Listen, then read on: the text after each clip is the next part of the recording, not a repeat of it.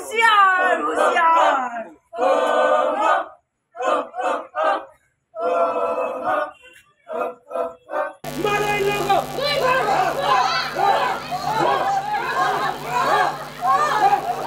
বিপ্লব পথে যাত্রী আমি সর্বহারত মুক্তিকামী চূর্ণ করিম আমি সংগ্রামী দর্পধ্বনির পণ আমার होशियार होशियार हरि महादान होशियार होशियार होशियार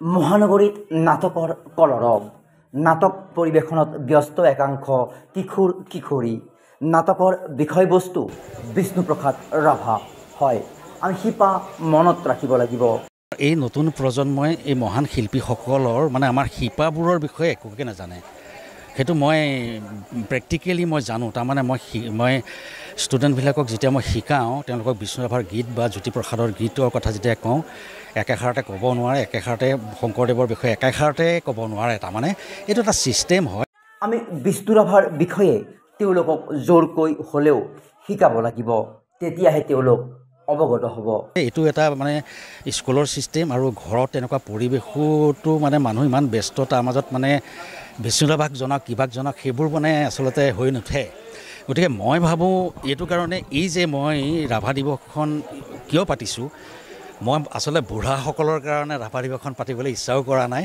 আৰু প্ৰয়োজনো নাই প্ৰয়োজন আছে আমাৰ এই নতুন প্ৰজন্ম যিসকলে আমাৰ শিপা নাজানে আমাৰ মহান শিল্পীসকলৰ বিষয়ে একোৱেই নাজানে তেওঁলোকক আমি জনাম কেনেকৈ আমি কেনেকৈ জানিছিলোঁ সেইটো কথা প্ৰথম আহিব আমি তেনেকৈয়ে জানিছিলোঁ যে বিষ্ণু ৰাভা দিৱসখন মাইকত যেতিয়া সেই ৰাভা গীতবিলাক শুনে আমি তেতিয়াই কওঁ যে এইটো ৰাভা গীত তাৰমানে বিষ্ণু ৰাভা মানুহজন সেইটো গতিকে তেনেকৈহে আমি শিকিছিলোঁ গতিকে আমিও তেওঁলোকক শিকাব লাগিব তেনেকৈ শিকাব লাগিব মই সেইকাৰণে তেওঁলোকক এখন বিষ্ণু ৰাভা জ্যোতিপ্ৰসাদৰ কিতাপ বাধ্য কৰিছোঁ কিনিবলৈ আৰু সেইখন কিতাপ ঘৰৰ সন্মুখত মই টেবুলত ৰাখিবলৈ দিছোঁ যাতে এটা এটা পাত এনেই চাওক কিবা এটা শিকক জোৰ জবৰদস্তি তেওঁলোকক শিকাবই লাগিব তাৰমানে নহ'লে আমাৰ শিপা নাথাকে আৰু আমি কেতিয়াবা বাগৰি যাম আমাৰ সংস্কৃতি বাগৰি যাব সেইটোৱে মই এইদৰে একাংশ শিল্পীক উলিয়াই আনিবলৈ বিগত বহু বছৰ ধৰি আপ্ৰাণ চেষ্টা কৰিছে অভিনেতা পৰিচালক তথা সাংস্কৃতিক সংগঠক বসন্ত শইকীয়াই এই দৃশ্য সোমবাৰৰ সন্ধিয়াৰ মহানগৰীৰ বেলতলা প্ৰাথমিক বিদ্যালয়ত জাগৃতি নাট্য দলৰ উদ্যোগত বিষ্ণু ৰাভা দেৱক স্মৰণৰ বাবে আয়োজন কৰা ব্যতিক্ৰমী অনুষ্ঠানত দেখা গ'ল এই পৰিৱেশ অনুষ্ঠানত প্ৰথমেই পৰিৱেশন কৰা হয় এটি সমবেত কণ্ঠৰ গীত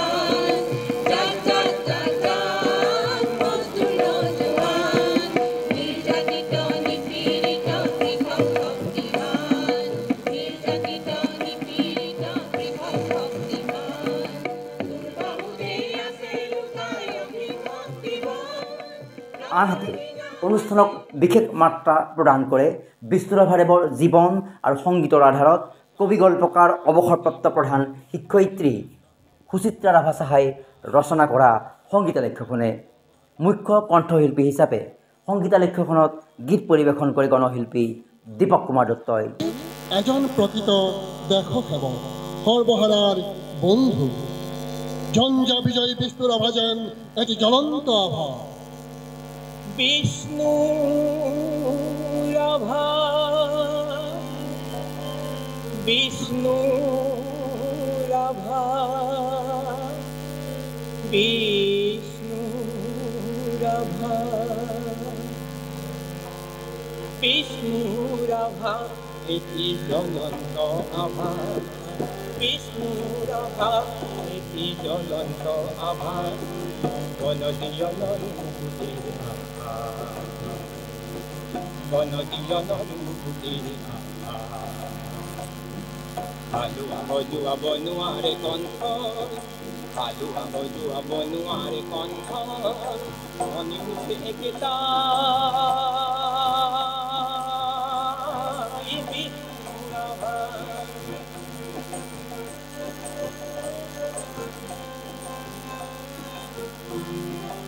কবি অনুবাদক অভিনেতা ইয়াকুব আলীয়ে আঁত ধৰা অনুষ্ঠানত অভিনেতা উপকূল বৰদলৈ মন্মথ বৰুৱাকে ধৰি কেইবাগৰাকীও বিশিষ্ট ব্যক্তিক সম্বৰ্ধনা জ্ঞাপন কৰা হয়। মন্মথ বৰুৱাই ভাষণ প্ৰসংগত বসন্ত শইকীয়াই একাংশ শিল্পীক উলিয়াই আনিবলৈ কৰা নিৰন্তৰ প্ৰয়াসৰ ভূয়সী প্ৰশংসা কৰে। Bureau' report, democracy live 24/7।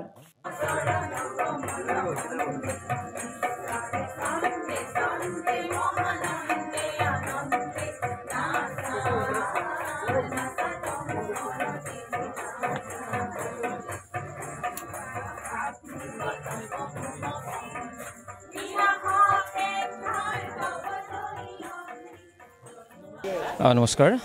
আজি জাগৃতি নাট্য দলৰ উদ্যোগত গুৱাহাটী বেলতলাৰ LP স্কুলৰ প্ৰাংগণত আমি সমূহ কলাকুশলী শিল্পীবৃন্দই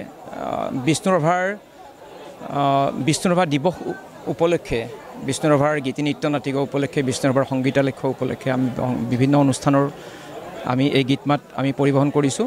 আৰু আচলতে 20 জুনৰ দিনা যদিও বিষ্ণুপ্ৰসাদ ৰাভাক স্মৰণ কৰা হয়, আমি বিষ্ণুপ্ৰসাদ ৰাভাৰ 20 জুনৰ দিনা প্ৰতিটো সময়তে বা প্ৰতিটো বছৰে বহুতে পালন কৰে সেইদিনা।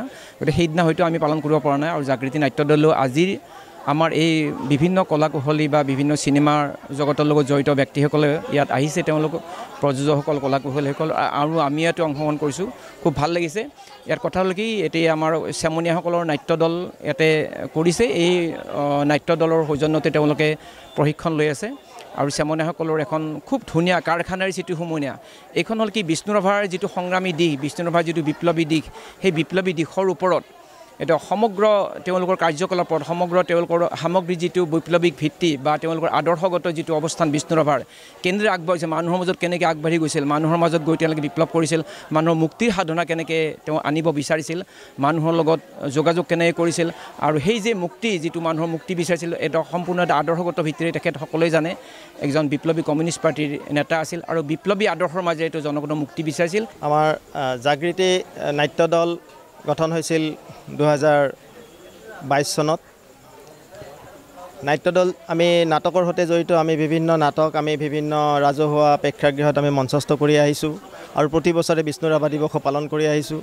কিন্তু আমাৰ এই বিষ্ণুৰাভা দিৱসৰ পালনটো আমি অলপমান সুকীয়া ধৰণে কৰিব খুজিছোঁ। আমাৰ যিবিলাক শিক্ষাৰ্থী আছে আমাৰ এই ইনষ্টিটিউটত, ল'ৰা ছোৱালীবোৰক লৈ আমি আজিৰ প্ৰজন্মলৈ এটা মেছেজ দিব বিচাৰিছোঁ যে আচলতে বিষ্ণুৰাভা তেওঁৰ যিটো ফিলচফি, দুখীয়াৰ হৈ বা কৃষি ক্ষেত্ৰৰ সৈতে, বোকা পানীৰ সৈতে জড়িত হৈ যে আমি সংস্কৃতিটো ৰাখিব লাগে, আৰু এই আমাৰ এই দুখীয়া কৃষক শ্ৰেণীটোৰ বিৰুদ্ধেও যে এটা শক্তি সদায় যে সক্ৰিয় হৈ থাকে, সেই সক্ৰিয় শক্তিটোৰ বিৰুদ্ধে বিষ্ণুৰাভাই সেই সময়তে যুঁজিছিল, সেই শক্তি আজিও আছে। গতিকে আমি আজিৰ প্ৰজন্মক বিষ্ণুৰাভাক ঠিক তেনেকৈ চিনাকি কৰি দিব বিচাৰিছোঁ, তেওঁৰ গীত, তেওঁৰ মাত, তেওঁৰ ৰচনাৰ মাজেৰে। গতিকে অকল বহি কিতাপ বা চিলেবাছত থকা বিষ্ণুৰাভাৰ জীৱনী পঢ়িয়েই আচলতে বিষ্ণুৰাভাক বুজিব পৰা নাযায়। তেওঁৰ গীত মাতৰ মৰ্মাৰ্থ আমি আমাৰ নতুন প্ৰজন্মক বুজাই দিবৰ চেষ্টা কৰিছোঁ। হয়, এইখন আচলতে মই বহুত দিনৰ আগতে লিখিছিলোঁ। এতিয়া মই তাত অলপ কিবা কিবি সংযোগ কৰিছোঁ, যিবিলাক মানে আজিৰ যুগৰ ল'ৰা ছোৱালীয়ে নাজানে সাধাৰণতে, সেইখিনি মই জনাবৰ কাৰণে সংগীতালক্ষ্যখন অলপ বেলেগ ধৰণকৈ লিখিলোঁ। ইয়াত মই বিশেষকৈ বিষ্ণুৰাভাই বেলতলা অঞ্চলত যি কৰ্মক্ষেত্ৰ হিচাপে বাছি লৈছিল, অৱশ্যে তেওঁ গোটেই অসমখনতে আছিলে তেওঁৰ কৰ্মক্ষেত্ৰ, কিন্তু বেলতলা অঞ্চলত কৃষকসকলক সংগঠিত কৰি তেখেতে যি ধৰণে মানে এটা বিপ্লৱৰ সূচনা কৰিছিল, সেই কথা আজিকালি বহু মানুহেই পাহৰি গৈছে। গতিকে মই বেলতলা অঞ্চলৰ ইতিহাসৰ লগতে তেখেতৰ এই কৰ্মৰাজিক মূল্যায়ন কৰিবৰ কাৰণে আত্মগোপন কালৰ এক অধ্যায় বুলি কৈ এই সংগীতেৰে সৈতে সজাইছোঁ। এয়ে মোৰ সংগীতালক্ষ্যখনৰ উদ্দেশ্য। আচলতে উদ্দেশ্যটো এনেকুৱা ধৰণৰ যে আজিৰ প্ৰজন্মই যি ধৰণে কলাগুৰুক মূল্যায়ন কৰি আছে, তাৰ অন্তৰালত আৰু যে বেলেগ বস্তু আছে, ধৰক অকল কিছুমানে দৃষ্টিভংগীবিলাক বেলেগ বেলেগ চবৰে, আৰু সেই দৃষ্টিভংগীৰ মতেৰে বিষ্ণুৰাভাক মূল্যায়ন কৰিলে নহ'ব। তেখেতৰ জীৱনটো ইমান বিস্তৃত আৰু ইমান কৰ্মক্ষেত্ৰত তেখেতে যিবোৰ ৰচনা লিখি থৈ গৈছে, প্ৰথম অৱস্থাৰ কথাটো আমি বাদ দিলোঁ, পিছৰ ফালে তেখেতে যি ধৰণৰ বিপ্লৱৰ সূচনা কৰিছিলে সেইখিনি কথা আমাৰ মানুহে জানিব লাগে। আৰু মই বেলতলা অঞ্চলৰ মানে উদ্দেশ্য কৰি এই ৰচনাখন মই লিখিছোঁ আৰু এইখন মানে আজি পৰিৱেশন হৈছে। মই আচলতে জাগৃতি নাট্যদলৰ উদ্যোগত কলাগুৰু বিষ্ণুপ্ৰসাদ ৰাভাদেৱৰ যি দিৱসটি আজি উদযাপন কৰিছে, তাৰ কাৰণে মই তেখেতসকলক আন্তৰিক ধন্যবাদ জনাইছোঁ মোৰ ফালৰ পৰা। আজিকালি যিটো আমাৰ পৰিস্থিতি দেশৰ, এইখিনি সময়তে আচলতে আমি কলাগুৰুক স্মৰণ কৰাই নহয়, তেখেতৰ যিটো আদৰ্শ, তেখেতৰ যিটো চিন্তা চৰ্চা, সাংস্কৃতিক জগতখনৰ প্ৰতি তেওঁৰ যিটো অৰিহণা, অকল বিষ্ণুৰাভা অকল যে সংগীতজ্ঞ আছিল, নৃত্যশিল্পী আছিল এনেকুৱা নহয়। বিষ্ণুপ্ৰসাদ ৰাভাদেৱ একেধাৰে কবি আছিল, গীতিকাৰ আছিল, সুৰকাৰ আছিল, নাট্যকাৰ আছিল, অভিনেতা আছিল, পৰিচালক আছিল। সৰ্বোপৰি তেখেত ৰাজনৈতিকভাৱে অতি সচেতন আছিল। আৰু আমাৰ এতিয়া নৱপ্ৰজন্মক তেখেতৰ বিষয়ে আচলতে আমি সদায় বিষ্ণুৰাভা গীত বা নৃত্যতে আমি সীমাবদ্ধ ৰাখোঁ, কিন্তু অকল বিষ্ণুৰাভা সেইজন ব্যক্তিয়ে নহয়, তেখেতৰ বহুত বহল তেখেতৰ যিটো আদৰ্শ, তেখেতৰ যিটো চিন্তাধাৰা, তেখেতৰ যিটো চিন্তা চৰ্চা জাতিটোৰ প্ৰতি। এতিয়া গোটেই বৃহত্তৰ অসমীয়া জাতিক একত্ৰিত কৰি তেখেতে যিটো সপোন দেখিছিল, আজি আমাৰ সমাজখন ভাগ ভাগ হৈ গ'ল, বিভিন্ন ভাগত বিভক্ত হৈ গ'ল। সেই ভাগ হোৱা সমাজখন বিষ্ণুৰাভাদেৱে একতাৰ দোলেৰে বান্ধি একত্ৰিত কৰি এখন বৰ অসমৰ সপোন দেখিছিল। তেখেতে আজি আমাৰ মহাপুৰুষ শ্ৰীমন্ত শংকৰদেৱৰ যি সৃষ্টিৰাজিক তেখেতে আগুৱাই লৈ যোৱাৰ ক্ষেত্ৰত যথেষ্ট তেখেতৰ অৱদান আছে সেইখিনি। গতিকে আজি জাগৃতি নাট্যদলে যিটো প্ৰচেষ্টা হাতত লৈছে, তাৰ কাৰণে মই তেখেতসকলৰ শলাগ লৈছোঁ।